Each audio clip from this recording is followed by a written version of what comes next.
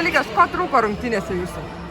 Visų pirma, tai mūsų dar 3 pagrindinių žaidėjų ir tvirtesnės gynybos. Šviesa stipri, daugkartinė čempionė, nes naujokai iš pirmos vietos visų pirma pridursiu.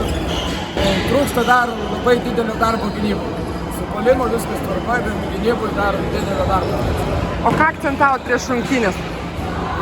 Žinoma, kad valdo Drabavičių, bet vis tiek nepavyko sustabdyti, kaip norėjom gal.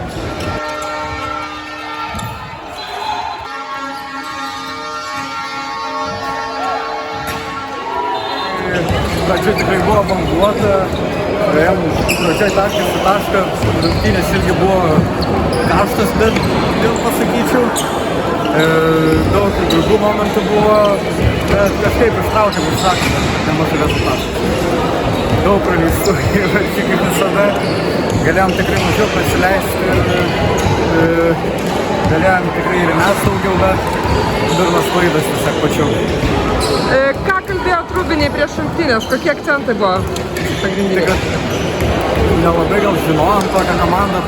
Žinojom iš pirmos lygos, bet labai norėjom pasižiūrėti, koks skirtumas bus nuo pirmos lygos, kaip jie žaidė ir kaip aukščiausiai žaidė. Tai vertinčiau visai žaidimą visai neblogai.